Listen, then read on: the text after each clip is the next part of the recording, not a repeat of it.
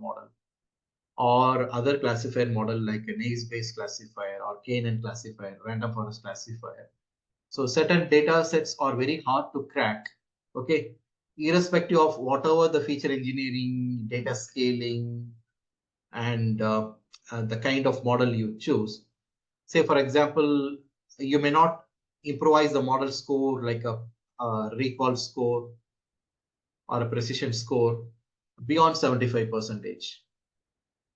You might have encountered such data set, or even beyond 80%, you may not improvise the score because of nonlinearity issues.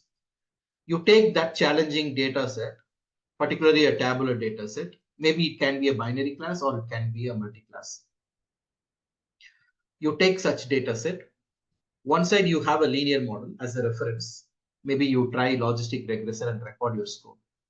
Say the maximum possible score is somewhere around 74%. It could be a AUC score or it could be a precision or recall score. So maximum 75%. On the other side, you try a nonlinear model, MLP classifier, just make a practice, and use dense layers like TensorFlow design with a suitable number of the last layer. You should have 2 neurons, okay, with activation sigmoid. So only your loss function and your metric will change, okay, binary cross entropy or categorical loss entropy, you have to use it. So shortly I'll be showing you those metrics and all. So one, you try to solve it using MLP classifier, and using a TensorFlow-Keras framework, you try to solve a tabular data set. So I don't want to repeat again a similar kind of exercise. Okay, I wanted to give you a new flavor. So that is why the next exercise I particularly have taken to give a flavor of images. You can do it as a practice task. You take the lab 3 notebook. Okay, you pick a tabular data which output as a class label. Try MLP classifier, see the performance, and also TensorFlow-Keras framework you try to solve. Just for a comparative purpose, you try logistic regressor score, compare the logistic regressor linear model score with this score. Definitely it will outperform if you take a challenging data. Challenging in the data sets, it means overlapping data. Better you take overlapping data. So one class of record is like this, and another class of record is highly overlapped like this. Definitely your linear model will give only 70%, 75%. Now your ANN model is going to give you around 85 or 90% for such challenging data. So could be a good practice exercise as a homework task for you. So for the lab 3 notebook, that is a homework task for you. Now I wanted to introduce a different data set, a unique data set for you. But however, with the limited scope of our knowledge, even though we have not gone through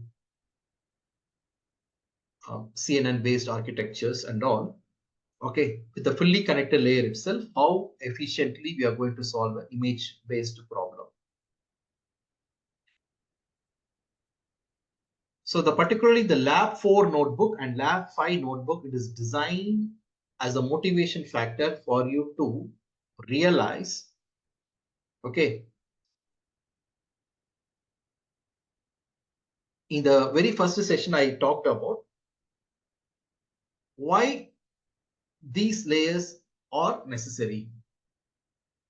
In your end-to-end deep learning architecture, we come across CNN layer followed by max4 layer, then we flatten it, then we use fully connected layer, right? This fully connected layer is going to act as a core architecture, whether you use a computer vision application or your language model, large language model applications, or even generative AI. Okay, this is going to be the default. Only which portion is going to change is this portion is going to change. According to computer vision task or it is a language modeling task, this portion is going to change.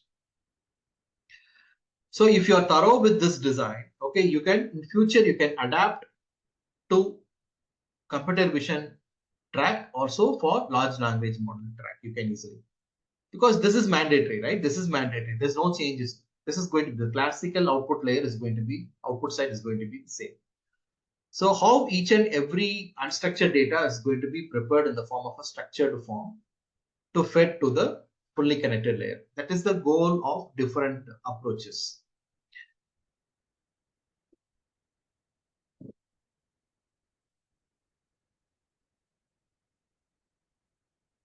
So we have an image, assume this is an image. It's a two-dimensional.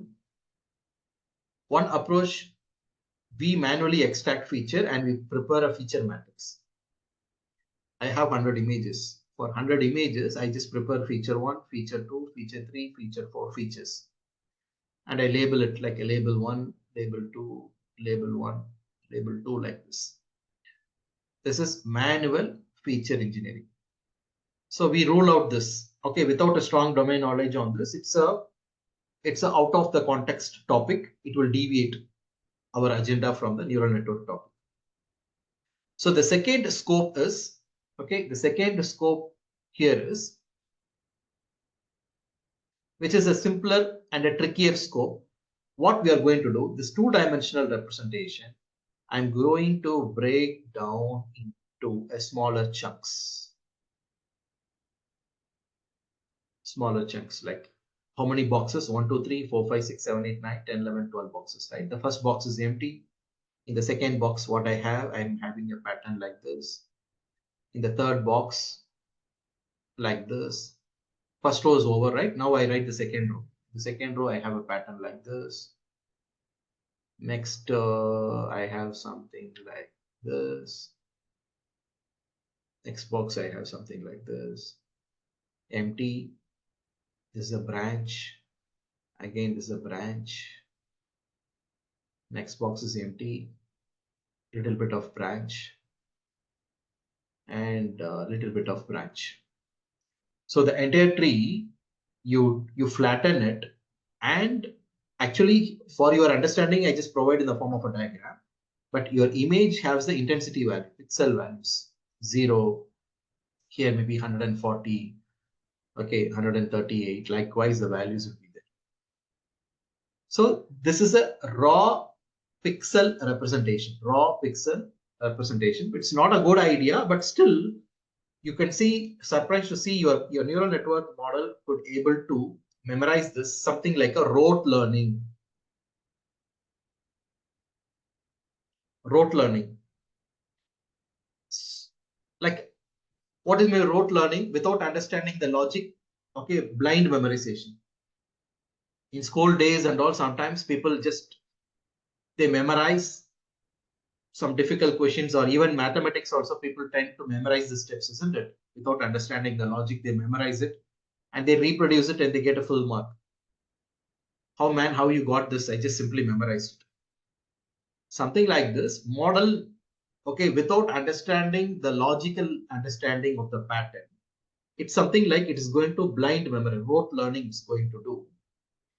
But the best way is to, we have to pass this to CNN layer, and the CNN layer is going to extract a meaningful pattern from it. Because it's a tree, it has some green intensity, is going to extract the color information, texture informations, the edge patterns in the form of features, and that will be present as the input to the model. That is a meaningful learning, right?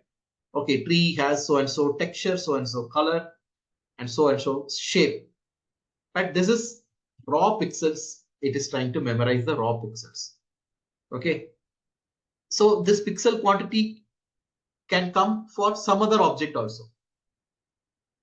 So memorizing the tree, but here, of course, luckily, why we are able to do this step here is our data set is, interestingly, it's a colorless data. Okay, colorless data means we are going to solve handwritten digits 0, 1, 2, 3, 4, 5, 6, 7, 8, 9. 10 patterns we wanted to differentiate. Suppose I have a pattern 5.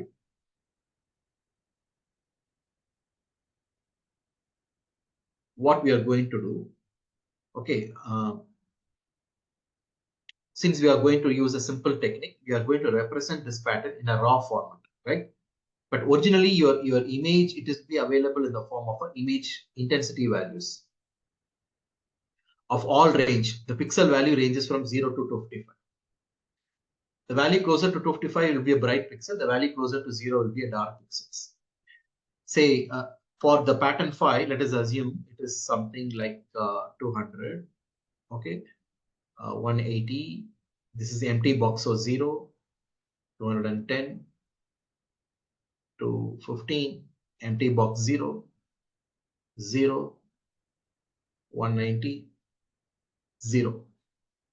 First step, to have a meaningful representation, what I'm going to do, I'm going to do a simple thresholding.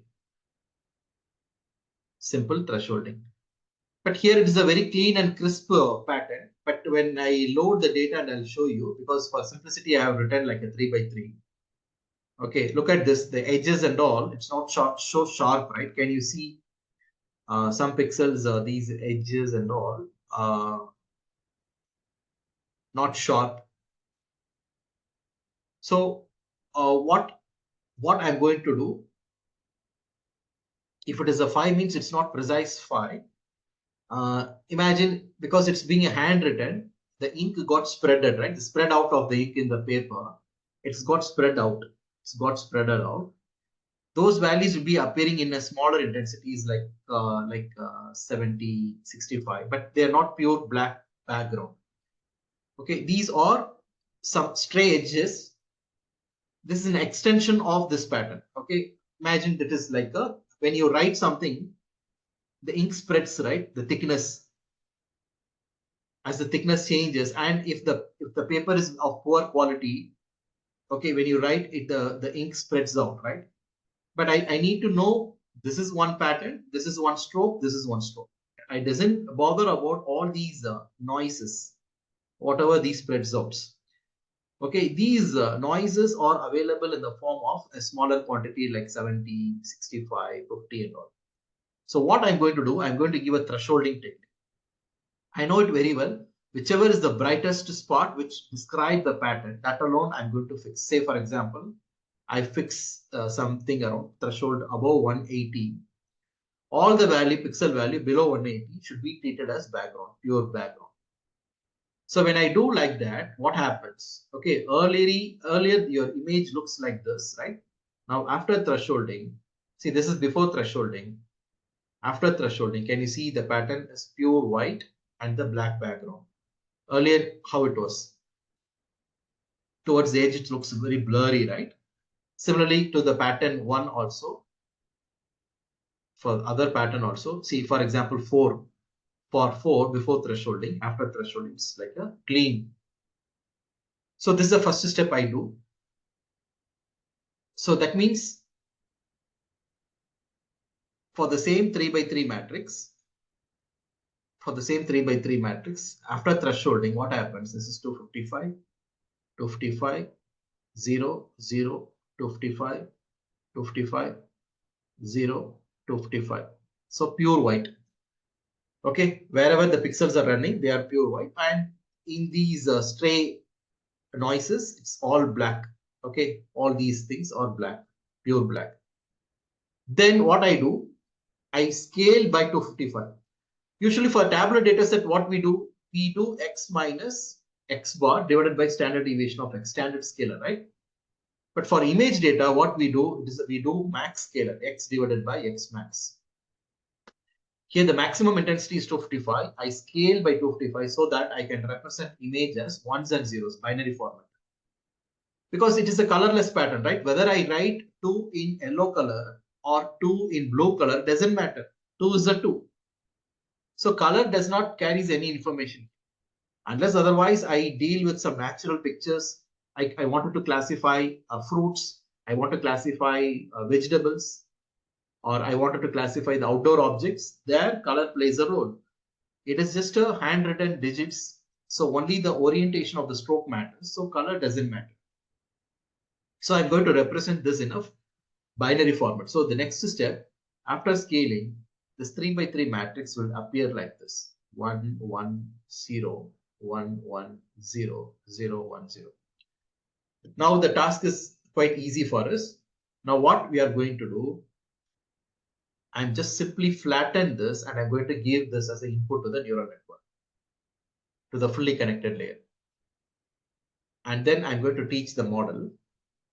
Okay, we are going to teach the model. So the combinations of ones and zeros, based on that model, try to remember different pattern based on the combinations of ones and zeros. It's something like not a perfect way to understand the pattern, but still it's 90% is going to do a job decently. It is going to recognize. Say, for example, to recognize the pattern 5, how the orientations of ones and zeros, when you try to represent row wise, like 0, 1, 1, 0, then 0, 1, 1, 0, then 0, 0, 1, 0, then 1, 1, 1, 0. So your model, you are feeding these informations. Absence of pixel and presence of pixel. Likewise, you are trying to flatten it and you're going to present as input to the model. Suppose you have a simple pattern like a 1, vertical 1. How the pattern will be like 0, 0, 0, 0, 1, 0, 0, 0, 0. Again 0, 0, 0, 0, 0, 1, 0, 0, 0, 0. So your model will try to memorize this kind of a pattern as pattern 1. For pattern 2, again the ones and zero combinations are different. But this is not a perfect way. But still we are going to try and see how perfectly, how close the model is going to remember this kind of patterns. Okay. So the first step is the data preparation. Like this step, whatever I told you, thresholding followed by scaling. We are going to convert a 0 to 255 scale pattern to 0 and 1 pattern, either 0 or 1 pattern. So for this demonstration, I have taken one of the popular dataset called as MNIST dataset. Whenever you are going to work with images, assume that you are the first time you are going to get exposure for any image dataset along with the neural network. Okay, I would always recommend this MNIST dataset as a hello world best to start with. Once you get an exposure with this MNIST dataset, then slowly you can migrate to other forms of dataset. You'll be comfortable to work with.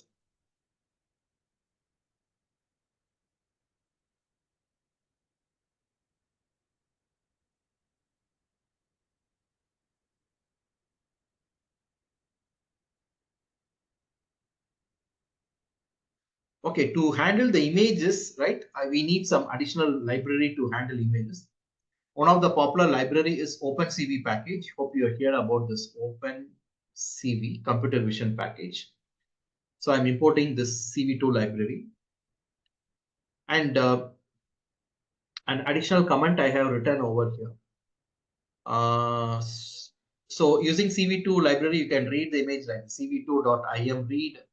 Similar to display the image, cv2.im show, you can use this method to read and display. But however, the cv2.im show will not work in Colab because your Colab is being particularly, this is being a Jupyter notebook, right? Jupyter notebook, not particularly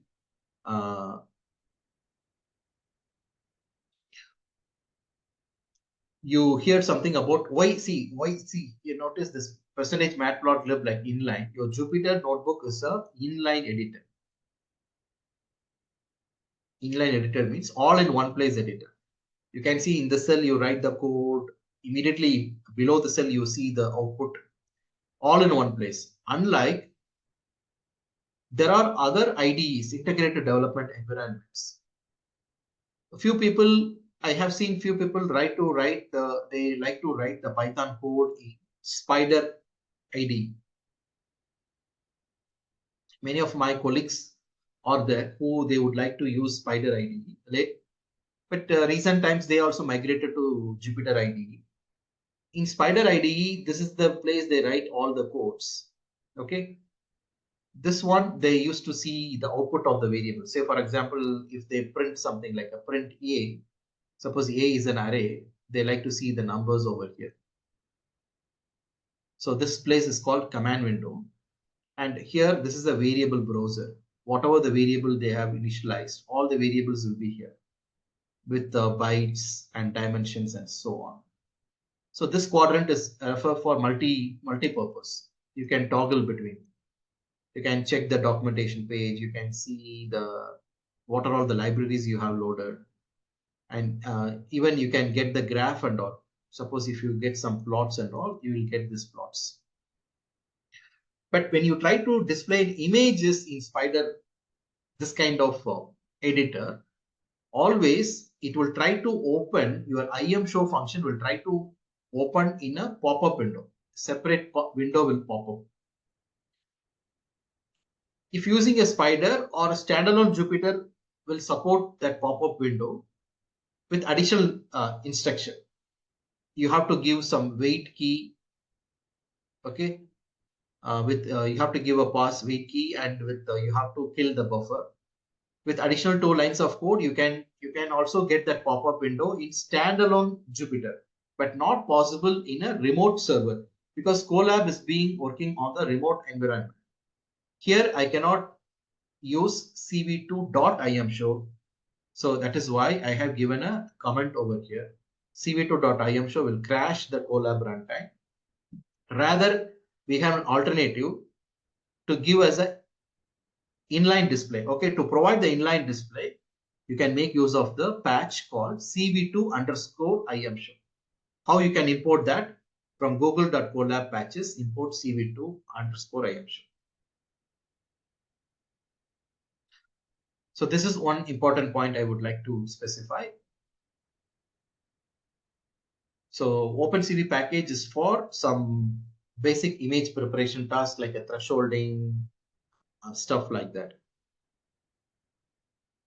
So when you learn computer vision in detail, you will learn all advanced techniques related to OpenCV and all. But what is mandatory to this exercise alone, we are going to do that. So this is MNIST dataset is part of your Keras dataset package. So I'm loading it. While loading itself, you can load it as a 2 entity. One is a training dataset, another is a validation dataset. If you check the shape of it, it is 60,000 training images. Look at the dimension. It is being kept as a multi-dimensional array. If I wanted to fetch the first image, how should I fetch?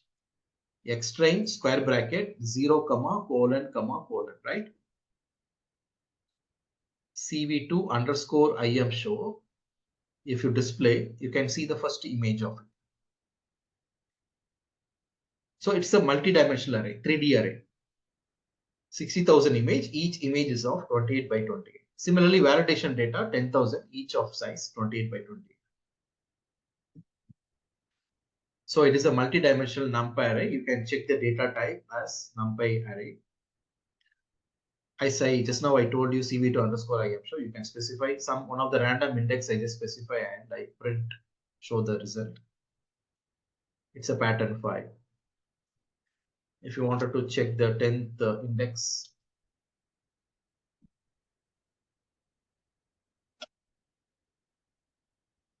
see, this is the original. This is what actually the original size of the pattern. Your cv2_imshow try to display in the actual size, whatever the image is, 28 by 28. If you wanted to see this in a slightly bigger size, you can make use of PLT-IMShow, because for the PLT-IMShow, the default display size is little bigger. See, for the same 10th index, I use PLT-IMShow function. See, this is the same pattern 3 you could see. Slightly magnified version. That is why you are seeing a checkerboard pattern. But this is the original shape. This is the original shape which comes from the source. But we are displaying in little magnified size. Something like a zoomed version, right? Whenever you try to zoom, you get a pixelation effect like this. So, but why color map gray? Because your PLT-IMShow will try to display the image because it's being designed to display color image. But this is not a color image, right? So suppose the user is passing a non-color image. what it will do, it will try to fill the image with the false coloring.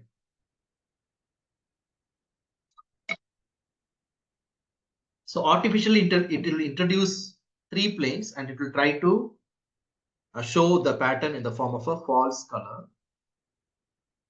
When I try to display this,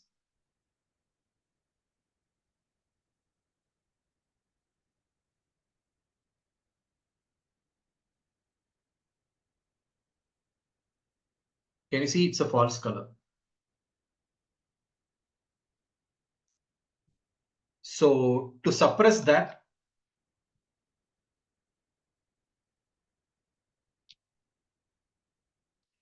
to communicate to matplotlib, hey, it is not a color image, it is a grayscale image.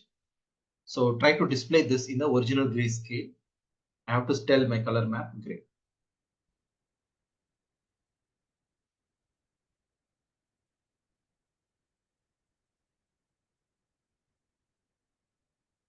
Okay, now we'll prepare the data suitable for our model. So what is the first step? Okay, you wanted to see the target, right? Let me show you the target, how the target weight train or weight test looks like. They are the integer value. So for NumPy array, you cannot use value counts, isn't it? So if you wanted to use value counts, I have to typecast this in the form of a data frame. Then you can use value counts. I wanted to see in the test record how many records are in each classes are there. Once you typecast to data frame, what is the default column name? 0, right? So square bracket 0. I try to use value counts. How many patterns are there in 1135?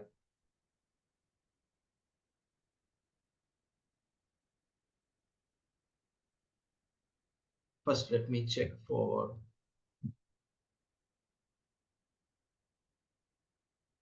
Yeah. So this is for the training record. This is for the validation record. So in the training record, how many zeros we have? 5,923 zero patterns. How many zeros we are validating? 980 zeros we are validating. Similarly, in the training record, how many pattern 1 are there? 6,742. In the validation, we are using 1,135. So put together all the validation record, we have 10,000 records. Okay. Here, training record put together all, we have 60,000 training records. So this is about. But before you feed this label to the model, you have to convert this to one-hot encoding. Okay. I'll show you where we use this one-hot encoding to convert the output. So before that, we'll perform the thresholding task. I told you, right? I wanted to make the letter to be very sharp. These blurry edges, I don't want to keep it. So what I do, I'm using CV2 package threshold function. The entire training record, whatever the pixels above 100 alone, I'm retaining as 255. So automatically the below 100 will be kept as the background 0. So what cutoff you are using, that you have to specify. And the method name, what is the method name we are going to use is thresh_binary. There are also other variations also there, that is not it's out of the context. We are using thresh binary. So the resultant variable I'm storing in R1 and R2 respectively. Let me show see the shape is not disturbed. Same 60,000, 28 by 28. But let me show the 10th index, what we have got 3, right? This is what after thresholding the 3 looks like this. Similarly, after thresholding, the 100th index looked like this. Before thresholding,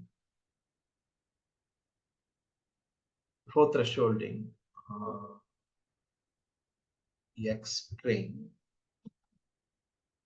train square bracket 100 comma colon comma colon.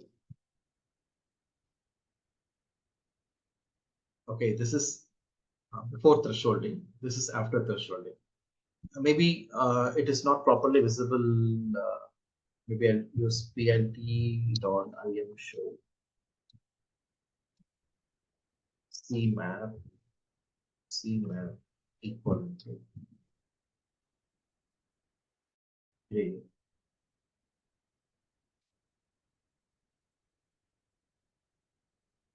See the stray edges. Okay. Now we make it as a sharp.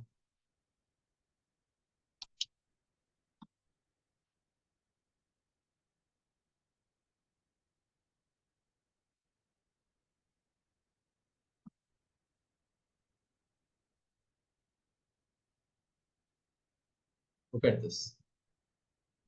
So we made it as a solid white back.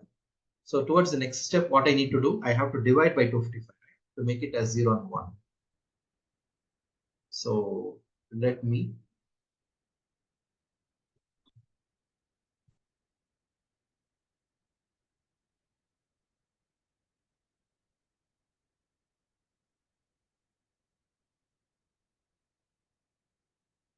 So the scaling, you can do it before flattening or after flattening, it's your choice.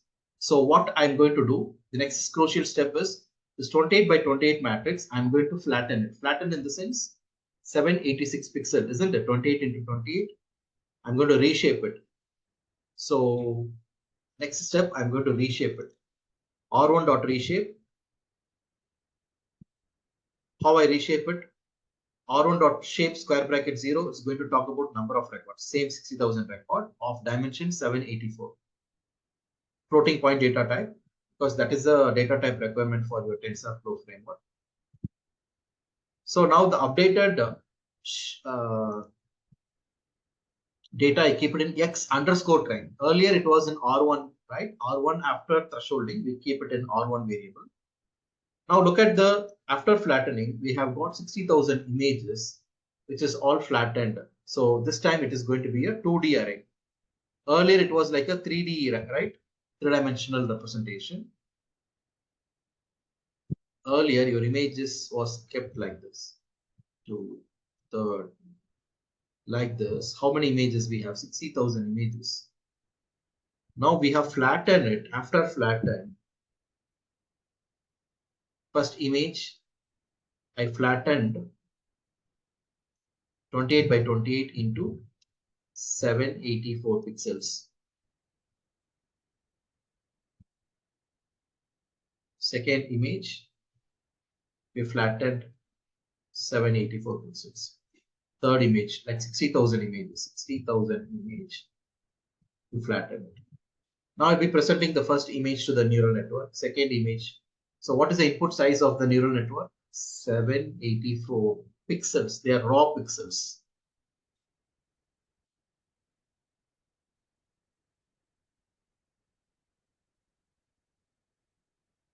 So the flattened data is available in X underscore train, X underscore test. So next step, I'm doing the scaling part. Okay. Here I do the scaling. X train divided by 255. Similarly, X test divided by 250. Scaling is done. So before scaling, you can see 255. After scaling, it's like the 1 and 0. Okay, to compare the performance, okay, I'm going to use one linear model, logistic regressor, to compare the performance of the neural network model.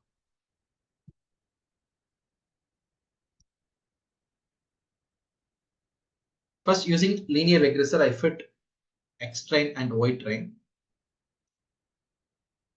and then I predict, and this is the confusion matrix performance by the linear model, which is a logistic regressor. So the linear model is doing a lot of mistakes from the confusion matrix. You can see there are so many off diagonal elements or very big number, which indicates that lot of misclassifications, these big numbers. Okay, off diagonal as much as possible. We try to maintain single digits. Okay, see the double digits are very big even. So to get a better perspective,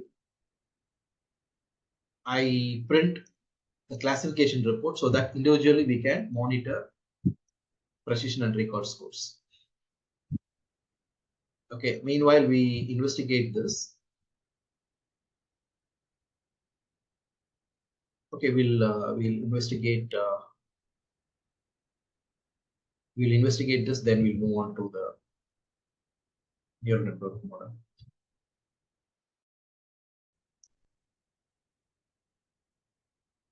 See, the overall score looks impressive, 92%, not bad.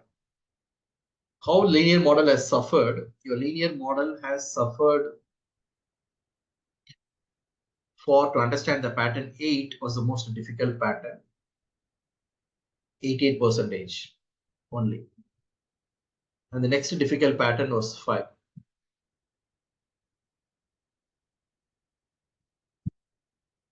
So there are two 80s, right? In 80s, 88 and 87, all are above 90.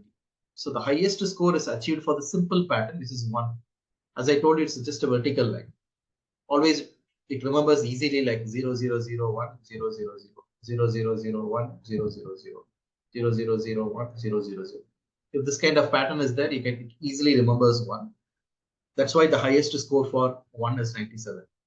So the least score is for pattern 8, 88. But overall, the F1 score is 92%.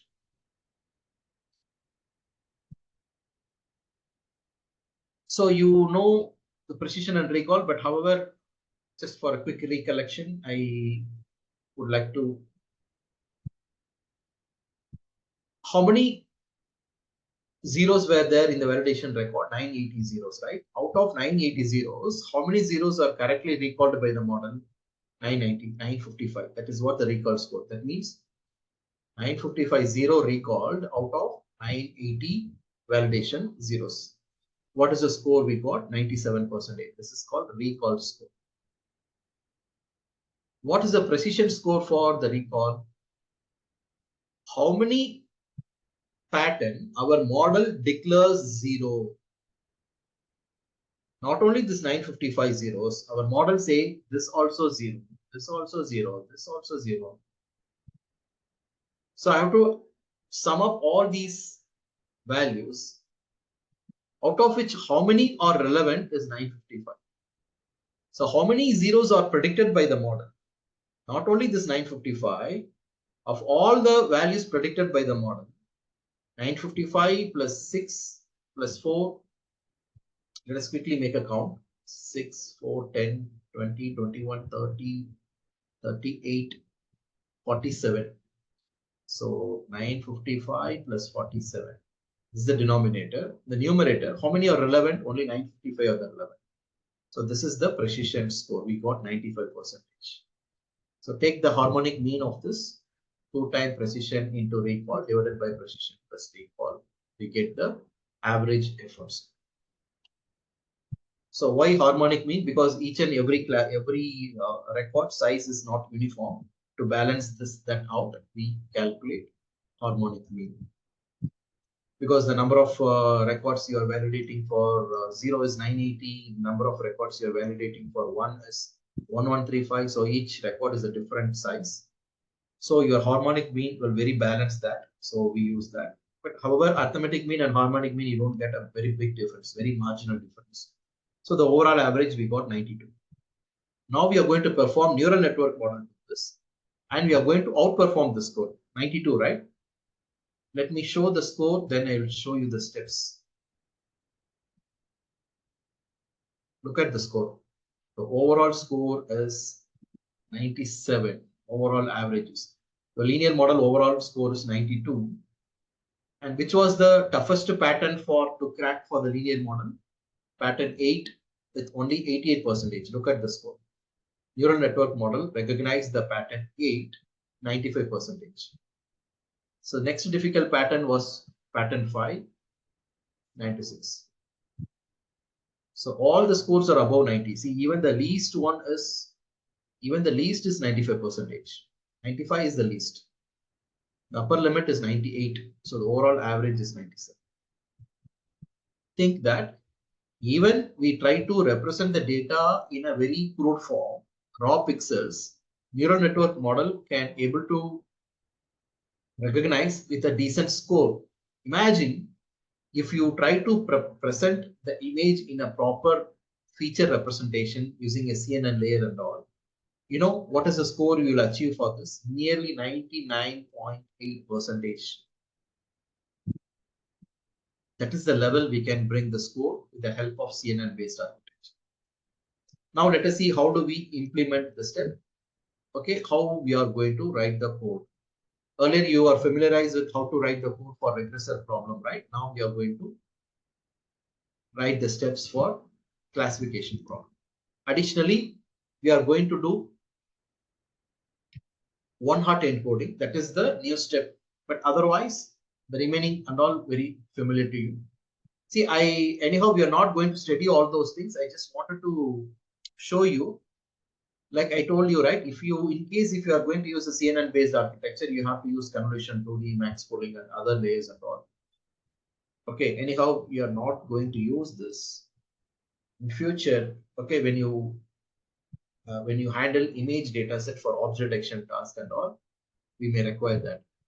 So we are going to use a sequential design. And I told you, like, Keras utility to perform one-hot encoding, right? For that, we import this library. So two categorical. So your white train and white test, I convert to one-hot encoding. So one of the random index, let me check. So this is pattern 3. Hope you remember the index number 10. Always we check the index number 10 as a verification, as a reference. So it is a third pattern 3 and the original integer label is 3. Okay. So the 10 nodes 1, 2, 3, 4, 5. Okay, let me write it. Original as per the architecture, it should be written vertically. 3, 4, 5, 6, 7, 8, 9, 10. For pattern 0, this node is hot, rest all other nodes are cold nodes. 1 followed by all 0. Okay, this is for the label 1. Label 0. Label 1, 0, 1, 0, 0, 0 goes on. Label 2, 0, 0, 1. Label 3, 0, 0, 0, 1. 0001. Can you see? This is 0001. Rest all other nodes are. So this is pattern 3. Remember the 100th index is pattern 5, right? That also I'll show you. When I check 100th index, 0, 1, 2, 3, 4, 5. So this node should be 1. Rest all other nodes are cold nodes, right? So this node is a hot node, remaining are cold. That means this node I have to train for 100% probability. Rest all the nodes should be trained for 0% probability whenever I feed pattern 5. Whenever I feed pattern 3, this node should be trained for 100% probability output. Remaining node should be trained for 0% probability. So this one-hot encoding is mandatory for multi-class because 10 nodes I need to use it in the output side. Look at the design. I use 3 hidden layer architecture. You know how to do the experimentation. You start with 1 layer and see the performance. If it is not satisfactory, increase the neurons. At one point, you cannot improve the performance. You then introduce another layer, you gradually increase. So likewise, I have arrived this. Again, I'm telling you, this is not 100% perfect. I always tune this up to 98 or 99. Always I leave 1 to 2% improvement scope to the learners. You can also try and improvise this and see whether you are able to achieve the score better than my score or not. Remember, the relative activation function is very popular for the image pixels, because the image pixels, they don't want to get negative values. The sum of products, the representation of the raw pixel, they don't want to represent negative. Even if any negative values are there, they try to represent as a 0 value. So positive value, they wanted to retain as a positive value as it is. So the number of neuron is same, activation function definition also same. This is the place you have to be very careful. I told you, right? There are 2 ways you can define input dimension also equivalently you can give 784 you have to write. Input shape we have used, so we use a parenthesis 784 comma. In case if you Without flattening, if you give the actual data 28, 28, you have to pass. Okay, 28, 28, you have to pass. But here we are flattening and we are passing it. So we give 784. This is the second hidden layer. See, the dropout is a process of regularization. Remember, in MLP regressor and classifier, we have a term called L2 regularization term. We have to define alpha value, right? Alpha value. Similarly, here you can introduce a layer called dropout layer. Typically, you can choose somewhere between, okay, the minimum you can choose somewhere between 0.05, 5% to 30%, not more than that. If you overdo this, your model will underfit. So first you have to see the performance, then only you have to introduce. That's why I have commented here. Okay. Uncommented whenever is needed. What it is going to do, say for example, between these two layers I have introduced.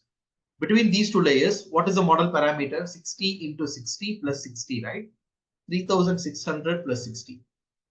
3660 model parameters.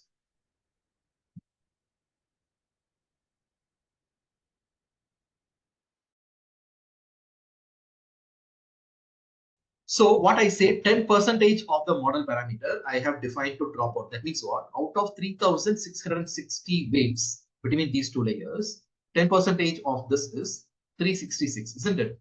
Randomly, model picks 366 weights, it don't update. Model will choose randomly. We don't have any control.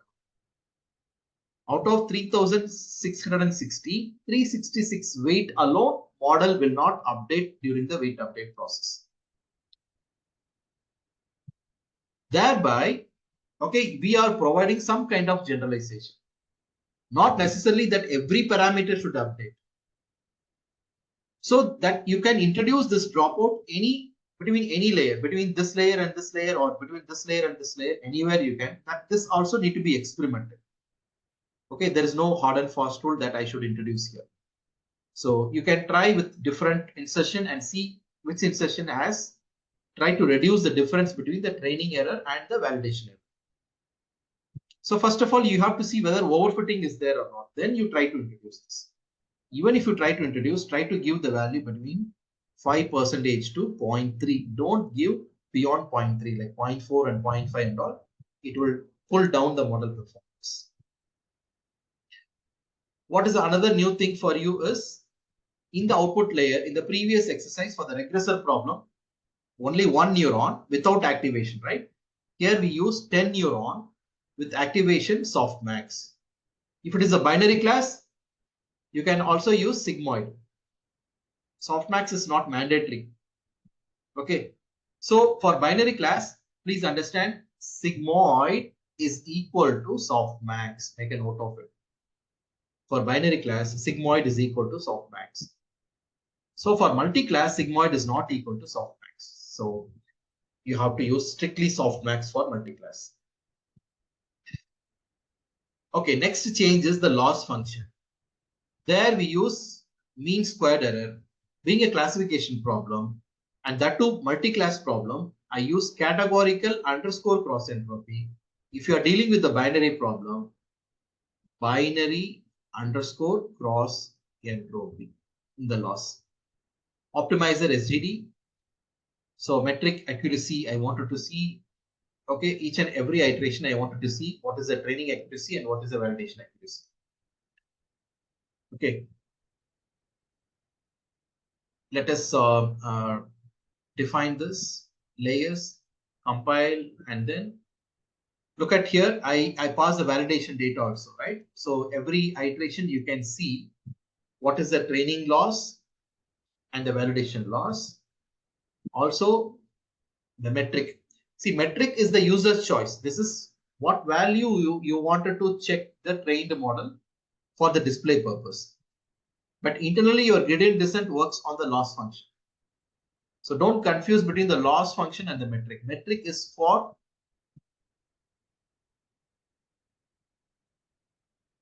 as an evaluator. Okay, as an evaluator, I can evaluate anything. But the model would try to learn the pattern based on the objective, gradient descent objective, to minimize your loss function.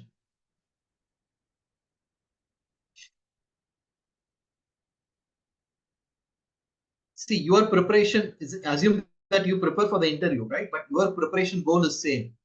Okay, your objective, your preparation objective is, as an evaluator, I may ask any question, any way, any kind of evaluation I can make it. Okay, in terms of multiple choice questions, or I can give a descriptive type, or I can give you a mathematical problem to solve. That is a different metric I'm trying to evaluate you. I'm trying to check your preparedness. So that is what the metric is, the user's choice. But in what mode you have prepared for the interview is, okay, it's the kind of learning. So you are more and more topics you are learning. That means you, whatever the uncovered topic, you are trying to minimize it, right? That is the idea. Earlier 10 topics is unknown for you. During the preparation part, you make it like 3 topics unknown, again 2 topics unknown, 1 topic unknown. So almost all the topics you prepared it very well. So that is your objective of the preparation. As an evaluator, I can ask you any mode of evaluation. So that is the difference between the loss function and the metric. So by default, Keras layer will make accuracy as a metric. If you wanted to, for the display purpose, if you wanted to display precision or recall, that you have to define, user has to specify it. The user defined metric, we have to do it. Okay, how to do that? I will show you in the tomorrow session. Okay. By default, it's an accuracy metric. You can make the model to display AUC score or precision recall effort score, but you have to define that function, explicitly define the function, then you have to model. Can you see at every iteration, the initial iterations, that is start with initial iterations, you could see the first one is a training loss and this is a training accuracy for the first iteration. Okay, only 47%. What is the validation loss is this much and validation accuracy is 71%. During the second iteration, the loss has reduced. Can you notice from 1.85, the loss reduced to 0.80. For the validation data, the loss reduced from 1.14 to 0.5736. So gradually accuracy also increased. Likewise, we are moving on. So we have reached 100 epochs. Look at this. The score is very promising. Training accuracy 98.33 and validation accuracy is 96 point, almost 97. So the difference is hardly 1.5% difference, is not a very big overfitting issue. See, if I have my training accuracy is say 98 or 99, and if your validation accuracy is 80%, it's a huge difference. So training is 99, but your validation is only 80%. There is a huge problem of overfitting. 1%, 2% and all, it's negligible, not an issue. So since we don't have a much of overfitting issue, I have not uncommented this. Otherwise, if you find the difference is huge, you can uncomment, you can introduce a dropout layer. Okay, but here I don't want to introduce. So model has done its role, right? Now I wanted to validate the performance for the validation records. So the entire validation record is, you have to scroll down. I just skip this portion. I just keep it for the production data. Okay, this is where the trained model. Okay, the trained model, I'm going to do the predict. What is the model object we kept? What is the model object we kept here? MODEL, right? Model. So I use model.predict, entire validation data I pass, I get Y predict. So remember your actual Y test, you know the actual label. Your actual label is available in Y test. But you cannot directly compare your actual label with Y predict because your Y predict is one hot encoded. Let me show you one of the record. Suppose you wanted to print what is the first predicted label for the first training record, sorry, test record. Y predict square bracket 0. It is a one hot encoded. See 0.000, which node got the highest probability? Can you see this node got the highest probability? 0.9999. That means what is the integer corresponds to this? 0, 1, 2, 3, 4, 5, 6, 7. How can I get that 7? I can say np.orgmax. I can convert this one hot encoder to the integer label 7. Okay. Now this can be compared with the actual test. So that is what we do here in this loop. Every record, whatever we predicted, we run through a loop and we get in the val. Every time it's, so first val will refer to the first record and then it will do argmax and get appended in the y underscore pred. Now I can compare y test with y underscore pred, right? So that I can display the confusion matrix as well as classification report. So the overall score is outperforming the linear model. Already we have verified this. Okay. Now what I would like to show you in a production environment. So randomly I just download one image. Okay. You can just Google for some image and you can download and verify. What I'm going to do, I randomly downloaded this digit3.jpg file.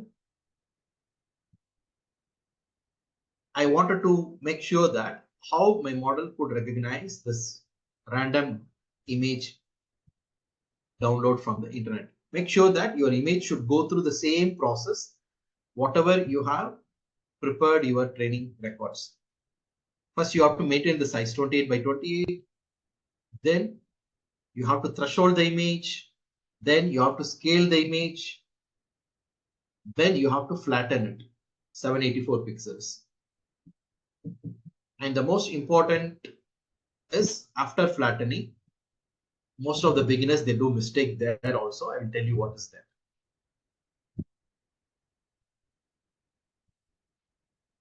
First, let me load and we'll prepare the data according to the training workflow. So during the training workflow, what are all the steps we have followed? We should follow the same preparation.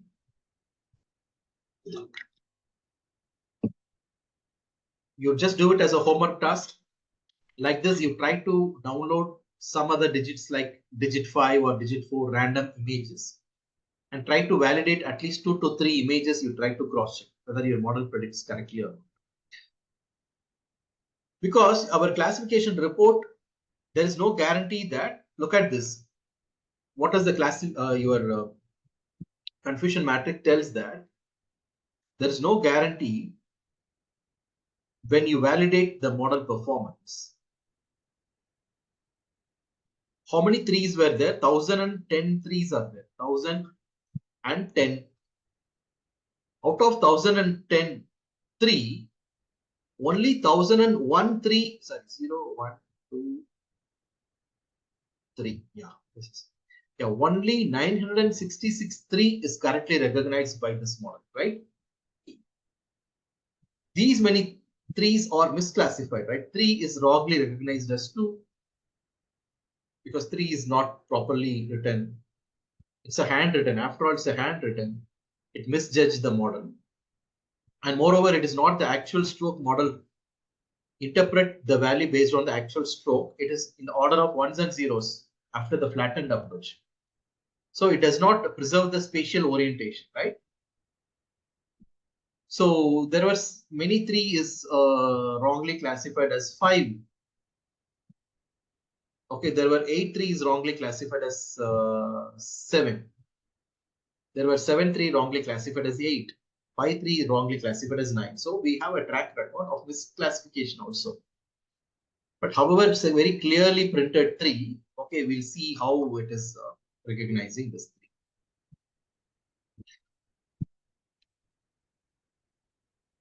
So I'm reading this digit as a test image. Let me check the shape initially.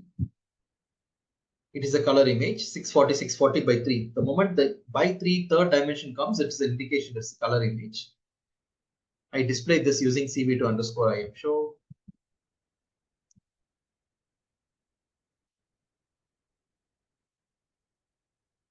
It has some watermarks and all. Okay.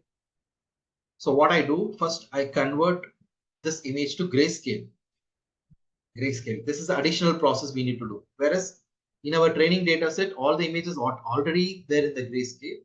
So using this method of OpenCV, CVT color, I have to use the method BGR to gray. BGR stands for blue, green, red. Because by default, OpenCV read the image in the form of BGR plane. Blue, green, red plane. So I have to use this method to convert this to grayscale. After converting to grayscale, I keep it in BG. Okay, BG variable. So if I print the shape of the BG, that 3 disappeared. Can you see that comma 3 got disappeared? Now I reshape this to 28 by 28, smaller dimension, suitable for our model. Look at this. So because of you downsize the image, becomes resolution is lost, so it looks pixelation effect. And of course, because of the watermarking, you have some noises also. And then we do the thresholding. After thresholding, I store the result in the variable K. So all these things is because of watermarking, and also some missing pixels also because of watermarking effect. Can you see some missing pixels? And also some, see this portion at all treated as noise, but still let us see how our model is predicting this thing. Okay, I was mentioning, right? The next step is to convert this to flatten and then scale. So I reshape this to 784 pixels, and floating point conversion also you've done. What is a normal common mistake the people they do? They try to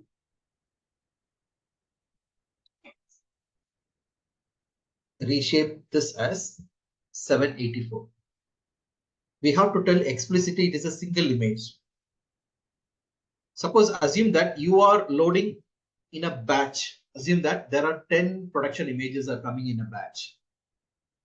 So the 10 images you'll be processing in the batch of NumPy array, and you have to reshape this to 10, 780. Number of images, accordingly you have to reshape. So even though it is a single image you are validating, you have to explicitly say that it is a single image of size 784. Scale by 255, and then you trained model. I use the trained model to predict. Sorry, I have to pass the test image, right? TEST, test image production. Let me pass the test image production. So model.predict test image production, and then I apply argmax to it. Okay, so it's first it will throw the output as one hot encoded output with the 10 nodes. And if I apply argmax, okay, first let me show the result without argmax. When the production data, the processed production data, when I feed 0, 1, 2, 3, can you see the third, this node got highest probability, 0.9998. Rest all other nodes almost 0. So 0, 1, 2, 3. So the node number 3 have got the highest probability. When I apply argmax, you got 3. So in the same manner, you can try some random digit, different shapes. You just try to download and see how